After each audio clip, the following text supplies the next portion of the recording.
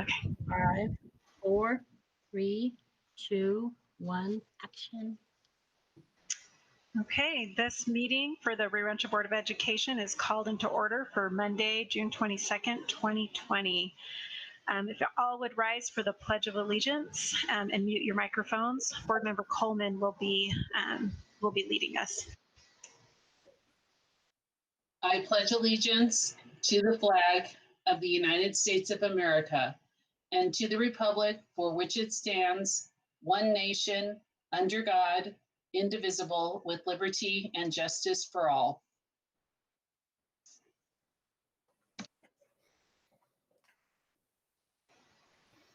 Thank you so much, Board Member Coleman. Okay, Jane, can you take a roll call for us? I will. Board President Galbraith, Present. Vice President Morgan, Present. Board Secretary Scott, Present. Board Member Cullen, Present. Board Member Coleman. Present. Thank you. Thank you. We have a quorum. I want to welcome everyone to our board meeting tonight. I'm Amanda Galbraith. I'm the board president. You'll be hearing me throughout the board meeting today as I conduct this meeting. Our first line of business is to approve the prioritized agenda and proposed time allocations. I would like to add on to that under the business portion of our meeting after item B, a report on the executive session from today. Board members, are there any other additions or discussion that needs to be on the prioritized agenda? No. No. Dr. Cleveland, do you recommend approval? I recommend approval. Is there a motion to approve? Motion to approve. This is Board Member Catherine Cullen. I motion to approve the agenda with the revision. Board Member Jeffrey Morgan, I second. Okay, we have a motion by Board Member Cullen and a second by Jeffrey Morgan to approve the prioritized agenda with the revision. Jane, can you take a roll call vote on this, please? I will. Vice President Morgan, Yes. Board Secretary Scott, Yes. Board Member Cullen, Yes. Board Member Coleman, Yes. President Galbraith. Yes. Thank you. Okay, thank you, Jane. We now will move on to, we do not have any public comment today. For those who are wishing to address the board through public comment, please call our receptionist at the district office and they will instruct you on how to do so.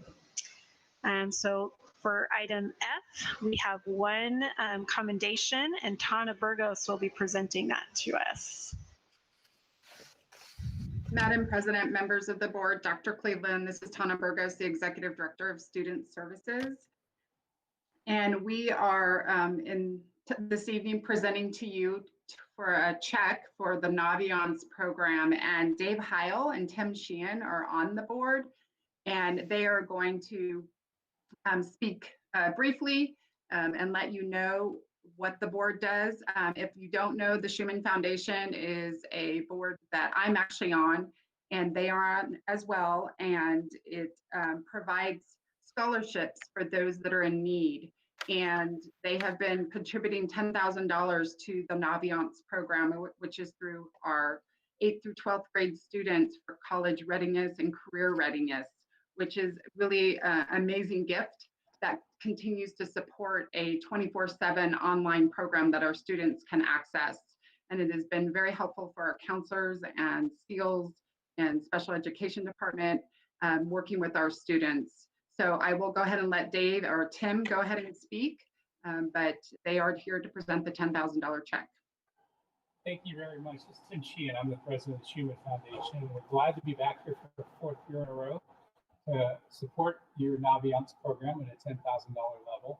The Schumann Foundation, just in case you don't know who we are, I know most of you do, we're a foundation that's based here in Sandoval County, and we give out scholarships to whoever might be interested in getting further education. And we have not just lots of graduates from your high schools there, but we also have people going back to school at 40, 50 years old and want to get a degree. And I've had a lot of people come through. Last year, we gave out about 70 scholarships, and we're on our way this year to probably that number or more. So it's a great partnership, and I want to thank Tana for being a board member of ours. And Dave, you have a couple of comments? Yeah, I do. It's always a pleasure helping Rio Rancho public school students. And we have several more yet to interview on our list of applicants. But I want to point out that of the applicants that we have from Rio Rancho Public Schools, only about 20% of the total applicants that we have from Sandoval County. Schumann Foundation provides scholarships to residents of Sandoval County, and about 80% of those are, let's say, a little more along in their careers, and they are taking steps to improve their life through education. Might be nursing school, might be college, might be trades. But at any rate, that was what Mr. Schumann was all about. He wanted to help people improve their lives through education. Thanks, Tim.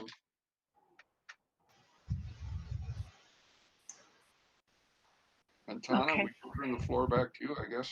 Okay. So anyway, this is the $10,000 that they've been giving us for several years. And we greatly appreciate it. And it really helps with the cost, especially right now with things in the outlook. So I know we appreciate it, and I know everyone else does. So I thank the Schumann Foundation, even though I'm on the board. I actually don't vote when they make this decision. I step down because I do work for the public school system, but I thank them because they have been just amazing supporting our district and our students and our efforts to really help our students as they move on into their young adulthood. Thank you, Tana. And thank you, Dave and Tim. And welcome to our meeting, by the way, our virtual meeting. And thank you so much. This is wonderful. And I have to say that I love this picture, and I wish we had another one on the other side with, with us. But thank you so much for coming out to our meeting and presenting this. It is very much appreciated. My dog is barking in the background. So anyone in the any other board members want to say anything? Go ahead, Ben. I just wanted to say just a special thank you to the Schumann Foundation for what they do and just support of our community and our students. It is greatly, greatly appreciated for your time, your effort, and your contribution. Thank you. Secretary Scott, did you want to say anything? Dave and Tim, thank you so much. And thank you for everything you're doing in the community. These things make a huge difference in the overall community. So we appreciate you. Thank you. And Jeffrey Morgan. Just want to say thank you. And Catherine Cullen. Yes, and I know that you guys have been presenting to the board for a number of years, and the number of scholarships are just amazing that you provide the community. So we really appreciate all that you do within the Sandoval County. So thank you, guys. Okay, thank you so much. We really appreciate it. Okay.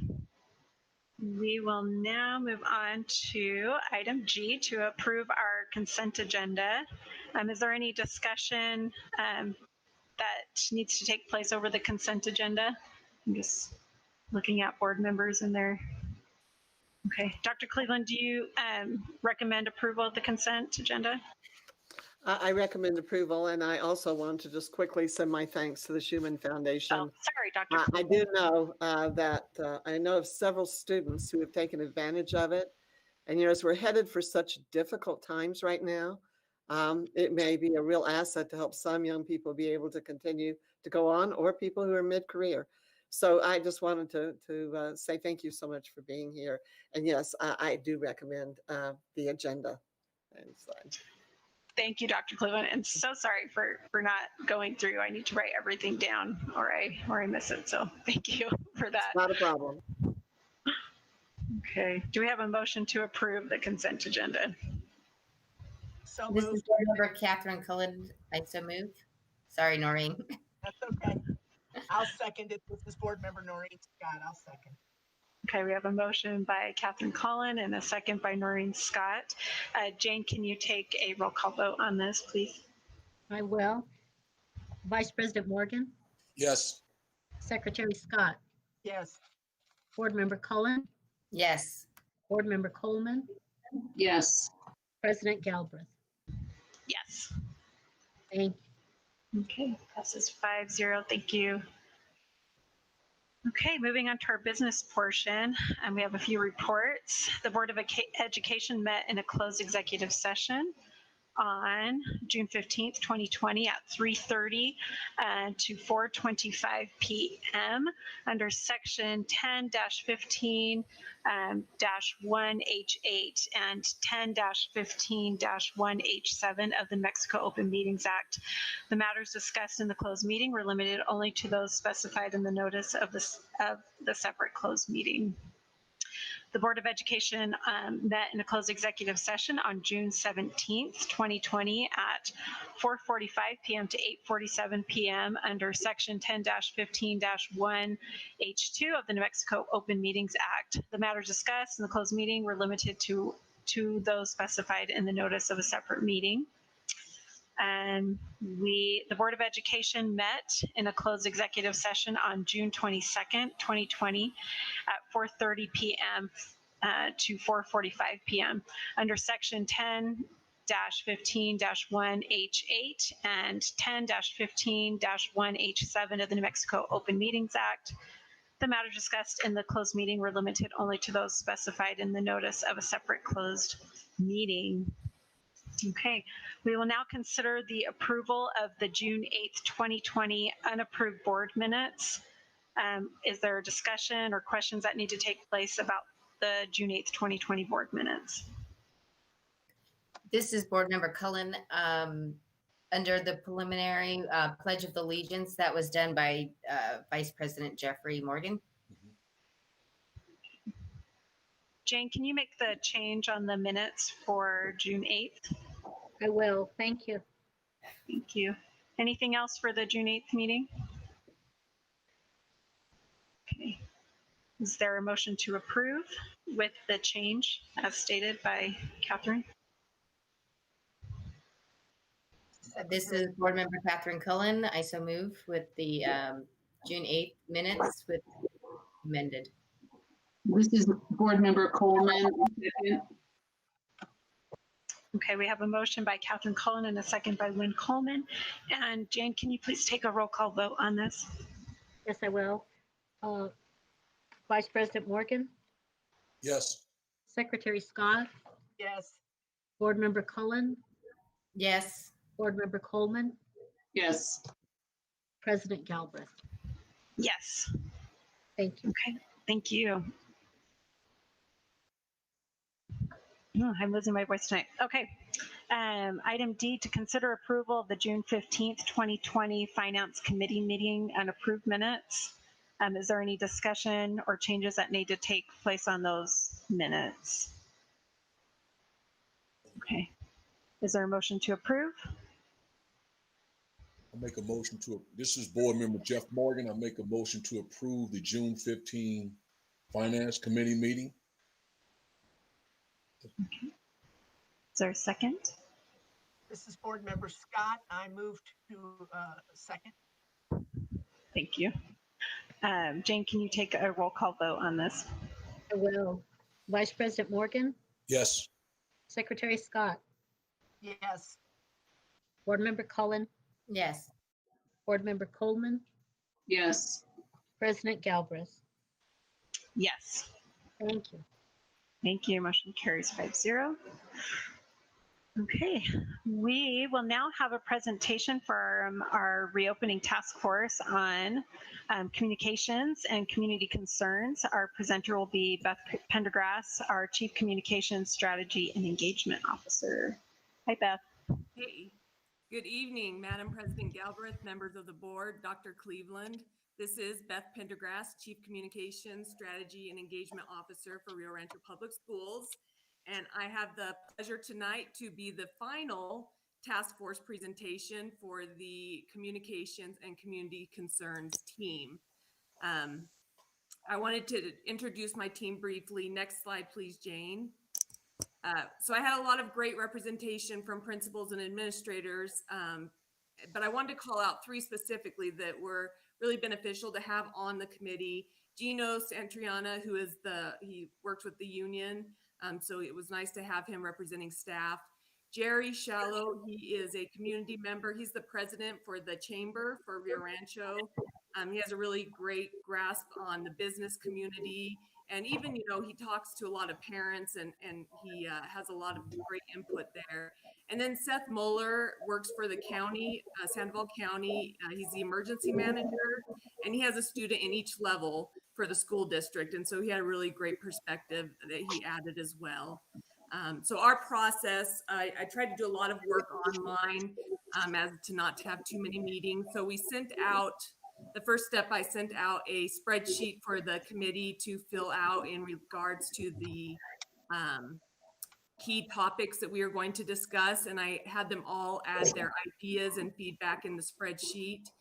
And then we held our first meeting and we went through those recommendations. And then we also added to it, we discussed them. And then we went back and we left the spreadsheet open so people could continue to add to it, change their ideas.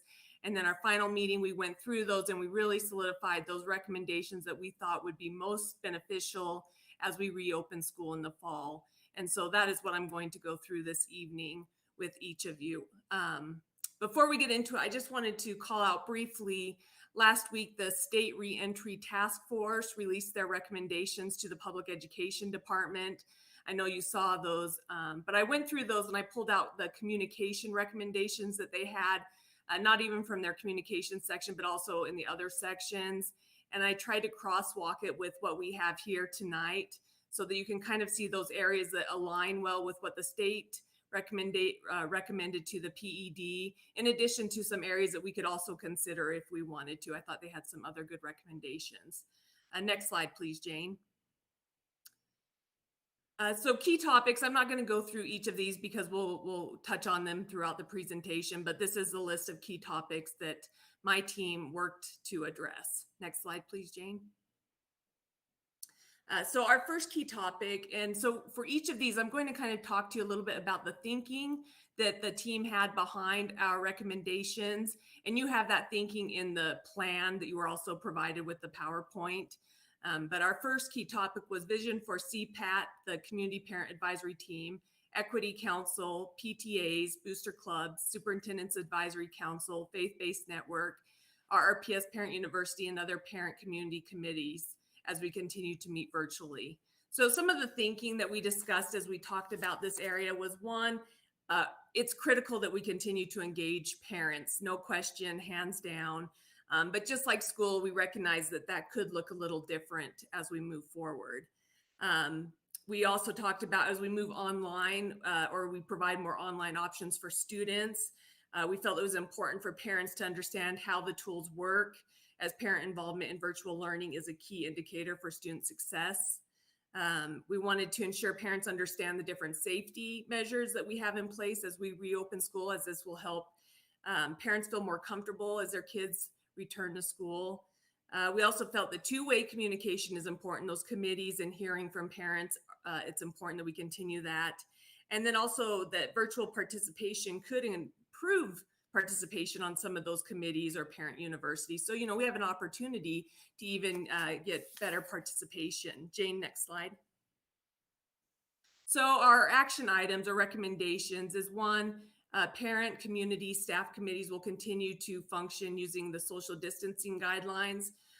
So for example, we could still hold our meetings with 6 feet apart based on the numbers that the governor allows, but also we want to ensure that a virtual participation is allowed for all meetings so that parents have an option. If they prefer in person, then that could be set up based on whatever the health order is at the time, but also ensuring that we have virtual participation available so parents could participate from the comfort of their own home.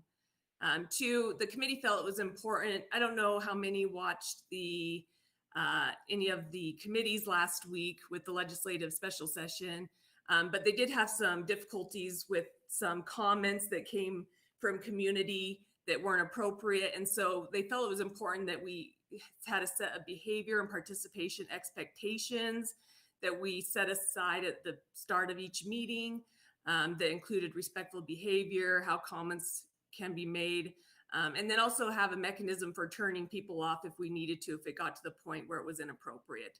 And so that was a recommendation.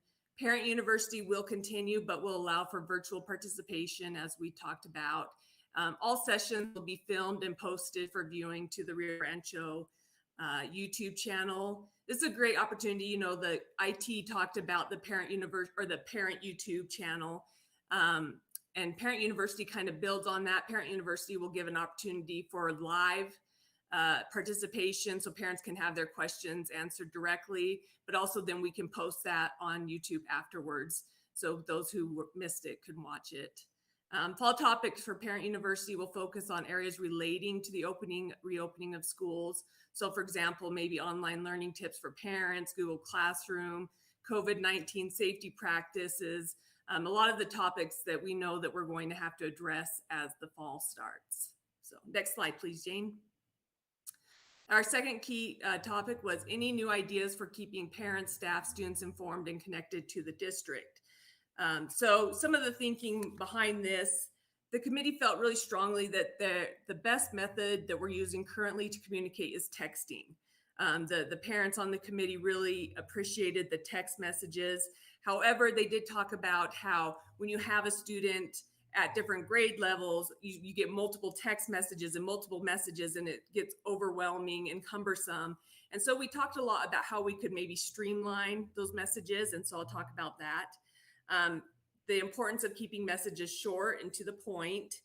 And then social media, there's a lot of talk about how that's really become an effective way of us getting the information out. Just over the last few months with COVID, we increased our Facebook, for example, by almost 1,500 followers. So just with that information, that was an area that parents knew they could go to find updates.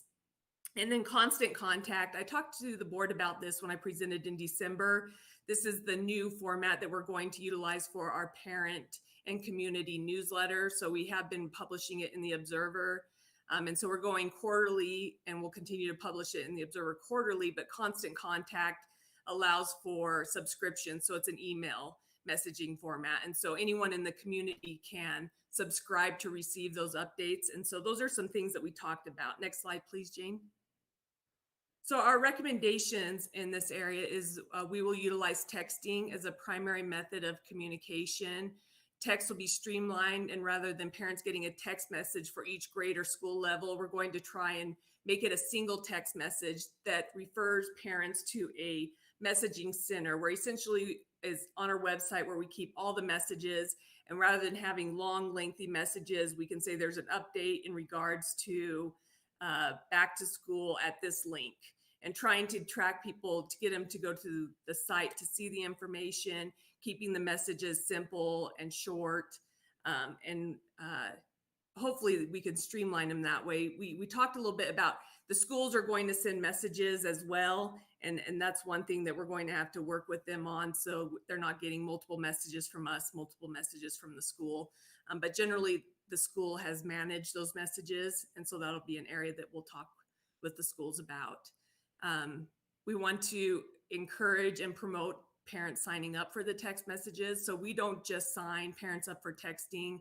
They have to go on and do that themselves. So if you've noticed in a lot of our messaging at the end, we're trying to include that reminder to sign up for the text messages. Here's how you do it, kind of thing. And so we want to encourage our parents to sign up for the text messaging. And I just want to, I know some of you are probably thinking, does that mean we're not going to do emails and phone calls anymore? No, we'll continue to do that, but we'll try and keep them short because we need to continue to reach our parents who don't have the text messaging. And then we'll continue to use social media to share important information and good news. And YouTube, we know, is going to become even more increasingly important as we start to do more videos or as we start to post different things such as meetings like this. And so we want to make sure that we're utilizing YouTube. Next slide, please. We're going to work to put together a weekly communication message that will utilize the constant contact. So as we get going and we restart school, we know there's going to be a lot of information, and it's information that could change. So we want to make sure that we're constantly informing parents, and we want them to become familiar with the one method that they can get the updated information. And so we'll be doing a COVID-19, or we don't have our creative title for it yet, but a once a week message to parents. And I added the stars here at the end. That just kind of indicates that this was one of the areas that was addressed in the state plan as well, is having a weekly communication to parents. And then, as we talked about, the newsletters becoming an e-version, allowing the communities to subscribe or opt in, and that's through the constant contact. And then one of the areas that came from the review team is they recommended that we put together a communication guide for parents to help them understand all the different avenues that they can get communication. And so we'll be working on that as well. And in addition to all these, we'll continue to do all the communication things that we've always done in the past. So I just want to remind you, this is related to the reopening of schools and how things will change. Next slide, please. Communication plan for the Return to School campaign. Next slide, please, Jane. So this really is going to be based on what is determined with the other 4 plans. So as you know, you heard the information from the other 4 teams. And once that information is solidified, we are going to sit down and go through every single plan and identify the communication needs. There's going to be multiple needs in those plans, and we're going to have to move quickly, and we're going to have to be efficient. But the bottom line is parents are ready. Parents want the information. They needed it 2 weeks ago. You know, they're really wanting to know what the plan will be. And so as soon as those 4 plans are solidified, we're ready to move and communicate that information in every possible avenue that we have available to us. Next slide, please. Promotion of good news stories with the local media. We need to sell our school district to sustain enrollment. So, you know, Rio Rancho Public Schools has always been known as a quality district, and we know that families continue to move to Rio Rancho for the school system.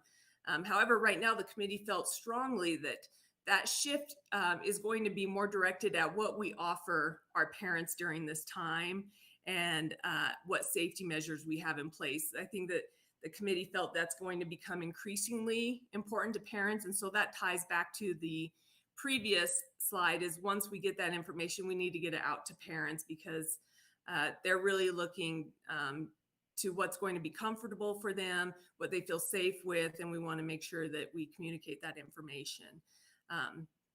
And then the community is also craving positive stories right now. There's so much happening that we want to really be somewhere where they know they can go to read about positive things. You know, we have so many teachers and staff members and students doing really wonderful things. And so we do need to tell our story. So next slide, please, Jane.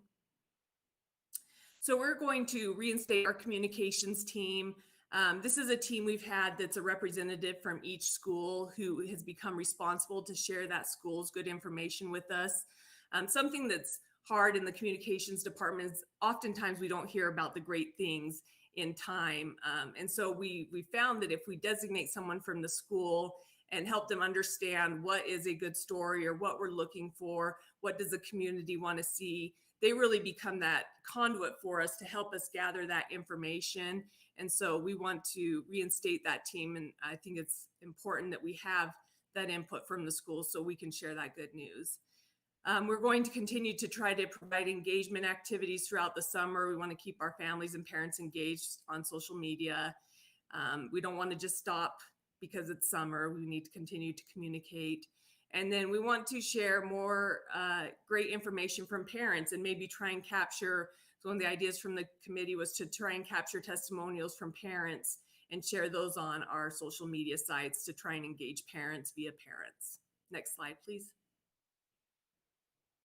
Our 5th key topic was what additional support could be provided to the school sites, especially concerning information about new procedures or requirements. We know there's going to be a lot of new procedures and requirements, and the committee felt really strongly that it's important that we are consistent across all of our campuses, that our signage and the different things we have is branded it's messaged appropriately, it's concise, it's professional. And so this is an area that we'll be working on with the schools. Next slide, please. So when we talk about consistency, some of that is the principals get a lot of questions from the parents. And we want to ensure that the answers they're giving are the same answers that every principal is giving. And so creating a Google folder that has a Q&A for all of our administrators so they know some of the common questions we're getting and what the answers are to those questions. And it can continually be updated and shared with principals and administrators so that they can be up to date on that information. And so we get consistency across the board. Signage, I imagine there'll be multiple signage that might need to be created. So ensuring that those signs are appropriately branded, professional, that they're put in a somewhere on that's easy to see on campus, and then also that the information is on the school web page. And then also the signage we could create to help students, remind them about health and hygiene, don't touch your face, wash your hands. So there's going to be a lot of education in that area as well that we're going to need to help design and put out. And then we want to make sure that the signage is posted in highly visible areas. Next slide, please, Jane. 6, alternative communication strategies for families without broadband access, especially those with at-risk children. So we know it's important that we reach all families. And the committee, we gave a lot of credit to IT because they really worked super hard to make sure that every family had access with hotspots and internet, paying for the internet. But we heard from some of the schools that there were just still some parents that weren't logging in or some students that weren't logging in. And we don't know for sure if that was due to not having access to the internet. So we have to do a little research there. But we want to find a way to best meet these needs. And what we found, next slide, please, Jane, is working with Suzanne in the Federal Programs Department. She really does a great job of monitoring the families who have different hardships. And so we tried this out with our parent survey. We called a list of families that she had put together. We had Spanish speaking for families who were Spanish speaking, and in addition to other languages, Vietnamese. And so we tried it out and we were able to reach a lot of families and collect their survey responses. And so I think at this point, the personal calls and mailers for these families are going to be critical to make sure that we reach them. So that's our plan. Next slide, please. Communication services for non-English speakers, for district communications, and especially those that are health related. Again, we want to support and reach all of our families. We do have tools in place at the district that we use for this. So next slide, please, Jane. So every message, every email that we send out, the phone calls, we also send those in Spanish. And so when parents register, they're able to select their home language. What we found, though, is some of our Spanish-speaking families haven't been selecting Spanish. And so they get the message in English, and we want to make sure that we are still reaching these families. So we want to ensure that on each of our messages, we include a small caption in Spanish that directs them to the website where they can find that message. And then on our website, we have Google Translate. And so you can select any language on our website, and essentially it'll translate that whole web page into that language. And so we want to put those instructions and make sure families recognize how they can access that and get that information. And so we'll probably work with Suzanne. Right now, Spanish and Vietnamese are a couple of our most common languages that we'll maybe include those instructions in, but we'll work with her to determine what languages we need to have those in so that we're reaching families the best we can. And then we want to ensure that all signs and posters that we post are available in Spanish. So next slide, please. Process for dealing with parent concerns regarding new programs or service options. We want our parents to have their questions and concern answered. We spent a lot of time, and Melissa on my team does a great job answering parent questions on Facebook or social media, whether they're in the comments, but we get a lot of just personal messages via our social media as well, and we spend a lot of time answering those questions. In addition, we created a form this spring that parents could fill out, and it routed to my department, and then we would route those questions to the appropriate person to ensure that they were having their questions answered. And then our hotline as well. Next slide, please, Jane. So we want to continue, the committee really liked the form, and so we want to continue with that form. So we'll be updating it and making sure that it has all the appropriate questions on it, and making sure it's in a readily available site on the web or place on the website. And then an updated FAQ website. We did that during the spring. We want to ensure we continue to update that and keep it running so the parents can have go and find their question, or they can call for their answers. Next slide, please. Partnerships with other agencies to promote prevention behaviors that will better protect the community. I know I don't have to tell any of the board how important partnerships are and how much value we get from that with the school district. Next slide, please, Jane. So we want to continue to partner with the Rio Rancho Police Department, the fire department, the Sandoval Sheriff's Office, our faith-based communities, and utilize their social media audiences to share information that is relevant to their audiences as well. So ensuring when we put together information, if we think it might be relevant for them as well, reaching out to them and asking them to share it with their audiences as well. We want to continue to partner with our outside agencies for Parent University. So for example, the Sandoval County Emergency Services could assist with a session on COVID-19 safety measures or how to best prepare for another stay at home in the fall. And so there's different ways, and we've partnered with our agencies in the past, and we want to continue to partner with them as there's a lot of great information. This was a recommendation the committee had. We want to pull together the chamber, the city, the county, other business leaders, and faith-based organizations to talk about the reopening of schools when we have a plan in place. The committee really felt at this time the schools can't do it alone anymore. If we have to put social distancing requirements in place, we're going to need our community to step up and work with us to help provide spaces for kids. And so we felt it important, as soon as we have our plans, that we consider, and with the board doing a meeting with all of these organizations to ensure that they're on board and they understand what it is that we're planning and what we have to do. Next slide, please. Increasing the support and recognition of our staff members who are making a difference, especially in new program and service areas. It is critical that we continue to recognize our staff. They are working hard. And it's so easy when we all get busy to forget to recognize our staff because there's so much everyone is doing, but we really need to make an effort to continue to recognize them because they are working hard to ensure that we're still meeting the needs of our students. Next slide, please, Jane. So Jerry wanted to work with us to develop a program to recognize our RPS staff. And so we'll put together a group to put a plan in place to recognize staff.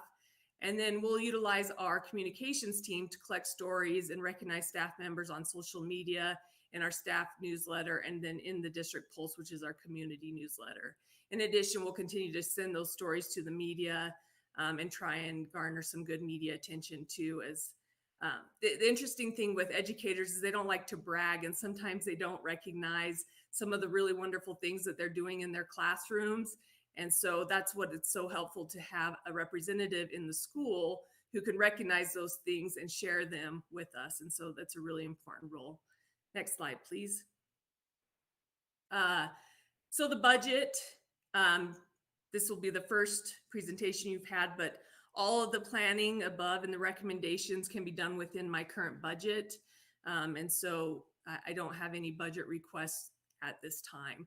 Now, granted, if we go through the other 4 teams' plans and then we identify needs in those plans, there could be some budget implications, but I don't anticipate that they would be at the level that you're seeing with the other plans. And we would certainly bring those to the board once we had those. Next slide, please. So the State Reentry Task Force recommendations crosswalk, I'll just take you through this quickly. The areas that were kind of covered in our planning that we talked about earlier is the teaching students to avoid touching their eyes, nose, and mouth, washing hands for 20 seconds. So that would be the signage that we could create for each building. utilizing signage to communicate occupancy limits, the PPE requirements, and proper hygiene and procedures. Also, we talked about the signage earlier. Using multiple languages to communicate, we talked about that. Publishing and using consistent methods of communication in multiple languages, so families and stakeholders know how to receive updates. We talked about that. Posting signs in highly visible areas, establishing weekly communication, and then ensuring we communicate in English and Spanish and other relevant languages. So there's some areas that we kind of touched on briefly. Next slide, please. These are some that I saw in the recommendations that I thought would be some considerations to add to the plan. They weren't necessarily key topics that we addressed, but I thought they were some good ideas. School boards and governing councils should review and update policies to ensure they align with reentry requirements. And then we need to ensure that we communicate those policy changes. So that's important. They talked about employing a greeter to communicate safety restrictions and protocols. So having someone stationed at each school to do that. Checking the health department notices daily and adjust operations accordingly. We do consistently check those, but it's a good reminder. Designate a staff person to respond to the COVID-19 concerns, the school nurse, so we need to really identify who that person is going to be at each school and make sure the parents understand how they can contact that person. Putting systems in place for staff and families to self-report. That's going to be an important area we want to make sure we have in place and that we communicate that. Notifying staff, families, and the public of school closures. So my team has already started working on messaging in these areas, so that we are prepared to move quickly should we have a case in one of the schools or we need to talk about school closures and whatnot. And then ensure organizations that share our school facilities follow the same considerations or receive the same trainings as our staff. Next slide, please. These are some of the areas from the recommendations that we're currently doing and will continue to do. So communicating plans, options, changes with family, if you're a parent, you probably received multiple communication from us. You probably got tired of hearing from us, but we sent multiple emails, text messages, social media updates. We put everything on our website. We'll continue to do that. We want to provide families and community stakeholders a hotline number. So we put that in place in the spring. And so it's an area we certainly can consider continuing. We might look at creating its own number instead of having our main number. We did that because that was the number that we could monitor over the summer and the spring, but we could easily assign a different number to that. Consulting with local tribal and Pueblo leaders. Suzanne, I know, does a wonderful job working with the tribal community, and we want to continue to do that. Describing behaviors that prevent the spread. We share a lot of information on COVID-19 and those on our website and social media. Identifying sources that will be used to maintain consistent communication protocols and processes. So we've talked a lot about that. And then providing a forum for answering questions. So we had the form in place. We want to continue to keep the form in addition to collecting questions and answering those on social media and other areas. Next slide, please. So when I say we're going to continue to do what we've done, I'm not going to go through all this, but this just kind of gives you an idea of some of the stuff we did in the spring and some of the stuff that we would continue to do as we reopen schools in the fall. It's just right now, you probably can't communicate enough. There's just so much, but we also don't want parents to get lost in all the information. We want to ensure that we have a way that they understand which information is most important so that they don't miss the important information. Next slide, please. And then just methods of measurement, how we see what we're doing and how we know if it's working or not. Our reach is important. We always look at our reach with social media. Our constant contact will allow for metrics, so that'll be helpful. Emails, we can tell how many have been opened, how many we've sent. Our engagement metrics can demonstrate how the audience is interacting with our communication. So our click-through rates we look at, our open rates for emails we look at. Direct feedback, we can look at surveys and Facebook polls if we want to, and we've been doing a lot of surveying lately on our Google Forms. And then outcomes, just people talking highly about the district and keeping students enrolled. And I know that's not my job alone. It's really all of our job to do what we can to talk highly about the district and to make sure parents feel safe sending their kids to our schools and comfortable and continuing to recognize Rio Rancho as a quality school district. And so that is our recommendation. And I stand for questions. Thank you, Beth. Before we go through all the questions, I wanted to give Dr. Cleveland an opportunity just to kind of add comments to what you just said. I'll give her a second because she's muted. Okay. There are several things that that we're waiting on, that we are getting ready to communicate out as soon as we receive that information from the public ed department. So I know we've had a lot of people saying, you know, why don't we have the calendar, or what does the model look like that we're going to follow as a state, or whatever. And so we're still waiting for that information. We were hoping to get it on Friday, but we were told they were still working on it. And what our hopes are that we will hear tomorrow from the state. So what's been going on at the state level is going to obviously impact everything we do. And so we know that the Secretary of Education and the Health Secretary have been meeting with the governor in the last few days to try to map out what this will look like in New Mexico. And so some of the questions are, is it going to look the same for everyone? Or will there be differences across the state? And or will everybody do exactly the same thing?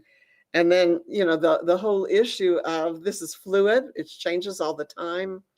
So what will your plans look like when today you don't have any at all in your school, and then you have a breakout, a cluster breakout, and all of a sudden you've got several students and perhaps some staff who might have contracted COVID-19. So, you know, it will change. It will not be static, and it will be based on the number of infections that you have. So we're waiting for that information. It's probably the information parents want the most. They want to know what the calendar looks like.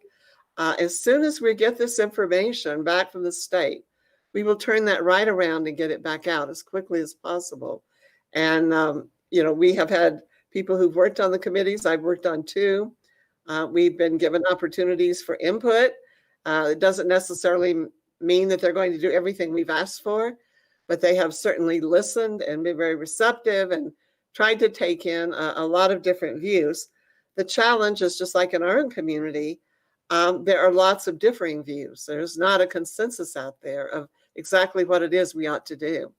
So we, once we have that infrastructure put in place, or the framework, then we will be able to develop our own plan from the presentations that the board has seen, and finalize those kinds of plans, and then get them back to the board and get them out to the community. So we're waiting on that. We think it's coming any day now. And that's why you haven't heard for some of the things that you want to know about. It's because we have not received those from the state as of yet. And everything will run based on the public health orders. All government entities, of which we are one, certainly will have to abide by those regulations. One of the things we've asked for is some flexibility based on differences across the state of New Mexico. So, you know, that's just something that's coming. And as soon as we get that information, then the things that we've talked about here will come into play as we get that out to the greater community. But I know we do have people very eager to know what that's going to look like. And as soon as we have that information, we will share it with the board and with the general community. I would also like to just add my thanks to the committee. They worked hard at looking at so many different things, again, in a very fluid environment. And so it gives us, I think, a lot of good information on some of the key questions that have been asked. But I do want to thank everyone who served on the committee, Beth, of course, being the chair, and all of the others who did participate. So we'll open it up for board questions on the presentation. But I did want you to know we still do not have that final framework from the state. Hopefully we're going to get it tomorrow or Wednesday. Okay, thank you, Dr. Cleveland, for that. And Beth, I want to add to that. That was a great presentation. You really I felt like it was very well rounded. And I do have to say that that budget slide was my favorite. It was my favorite slide because it's been rough going through all the presentations, the money. So anyway, thank you for that. We'll go through questions. Maureen Scott, Secretary Scott, would you like to give any questions or comments? Yes, this question is for Dr. Cleveland. How will you communicate with us what the state has decided as soon as you hear? I'm sorry, would you repeat that, please? Yes, how will you communicate with the school board as to the decisions of the state? Okay. Very good question. As soon as we get the information from the state, I will forward you all of that information in its entirety so you can see the order and what the state is expecting of us. And one of the things we're also hoping will come with that is maybe a little better clarification about the financial responsibilities that the school districts are going to have as a result of the order. But you will hear as soon as I hear, and I will get it out to you very, very quickly. One more question, Dr. Cleveland. Sure. Has our lobbyist told us anything about the results or the outcomes thus far of the special session? I'm sorry, Noreen, you're cutting out for me. All right, the special session, do we have any updates from our lobbyist? We do, and we'll be getting that information out to you very quickly. We received most of it this morning from Chris Balzano, and he's formulating a report that should be out to the board very shortly. Thank you. But I think I think most everyone that's been following the session may already be aware of most of the outcomes, but it was fairly limited and very short. And just very quickly, I don't want to get into a lot of that, but we certainly did better than we could have in this session, and we're very pleased with that. There still will be cuts, and we will have to make some adjustments, and we'll be bringing those back to the board because the board will have to approve a revised budget based on those cuts. We have been told that they're going to extend the time the budget has to be in. So it normally has to be in by the end of the month, as you all well know. They are extending that time, so there is time for discussion. But most of the things are pretty much clear mandates, such as removing the 4% raises. And I mean, they're all pretty clear, the steps that we are going to have to take. But we certainly would get that report out to you. You probably will have that by tomorrow or the day after. So, but I think the greatest challenge for the board, and then we'll move back to the presentation. The greatest challenge is that we did not see some of the cuts we thought we might receive, and this year looks far better than we were afraid it was going to look. However, next year looks pretty serious, and so we will have to begin thinking very early what we're going to do and what that's going to look like. And I think we all just have to hope that oil and gas gets better as quickly as possible, because obviously that's where the greatest amount of revenue has been lost, and how quick that industry recovers is going to determine how quickly the state will recover financially. And the amount that's projected right now, if it doesn't recover quickly, is just kind of mind-boggling. So we all hope for oil and gas to make a very speedy recovery, but we will be getting that information out to you very, very shortly. Thank you, Dr. Cleveland.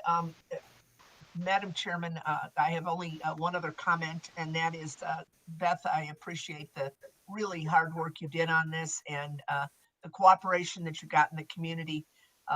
Really am impressed with the report. Thank you very much. Thank you. Okay, Vice President Morgan.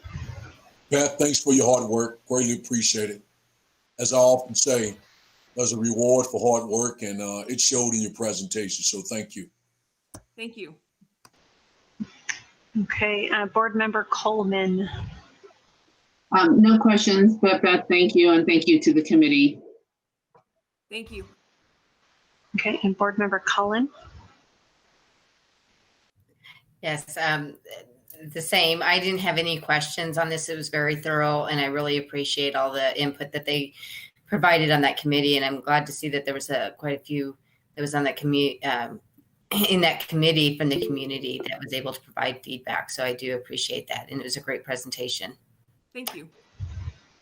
Okay, thank you, Beth. And yeah, I just echo everything that everyone said. And I especially loved all the community that we're looking at, that you have gathered and that you will gather as we go through this. So Dr. Cleveland, is there anything else that you would like to say before we let Beth go?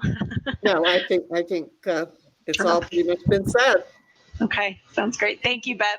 Thanks. I guess we're not letting you go. We're just letting you take your camera off. All right. So we will now go to consider the approval of the revised final purchase agreement of the building property. And we'll have Michael Baker will be our presenter for this.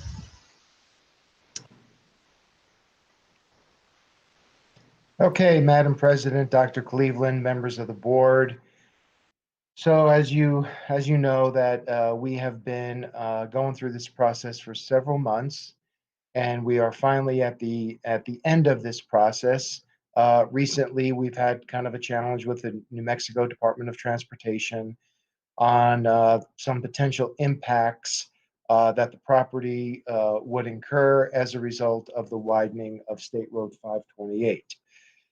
Since the board has originally approved purchase agreement, we are requesting a number of amendments to those. I just want to make sure that they are included. The first one is that we need to revert back to the original purchase price of $1,090,000. The second has to do with changing the seller to Emily M. Clayton, and not use her husband who has recently passed, and that the purchase date does not go beyond Wednesday, June 24th, 2020. And at this time, I stand for questions. Okay, thank you. Dr. Cleveland, did you have any comments on this before I go to questions from the board? Just that we'll be really glad to wrap this up, and we're needing to wrap it up before the end of this fiscal year. And just thanks particularly to Mike Baker and to Lauren Hatch for the work that they did on this, as it's been very time consuming and a bit of a struggle, but we need this property and it's going to be very exciting to have it. So thanks to everybody who worked on it, including the board. Okay, thank you, Dr. Cleveland. We'll go through questions and discussion. I would like to start with Board Member Cullen. No, I have no questions at this time in reference to that. Thank you. Thank you. Board Member Coleman. No questions. Okay, Vice President Morgan. No questions. And Secretary Scott. No questions. Thank you very much for both Mr. Baker and for Lauren Hatch doing a good job. Yes, thank you. Okay, do we have a motion to approve the revised final purchase agreement? This is Secretary Scott. I move to approve the purchase agreement as amended. And the amendment is on the screen. This is Board Member Jeffrey Morgan. I second. Okay, we have a motion by Secretary Scott and a second by Jeffrey Morgan. Jane, can you take a roll call vote on this? I will. Vice President Morgan, Yes. Secretary Scott, Yes. Board Member Cullen, Yes. Board Member Coleman, Yes. President Galbraith. Yes. Thank you. Thank you. Motion carries 5-0. Okay. We're at the end of our meeting. Dr. Cleveland, is there anything that you need to say before we go through our advanced planning?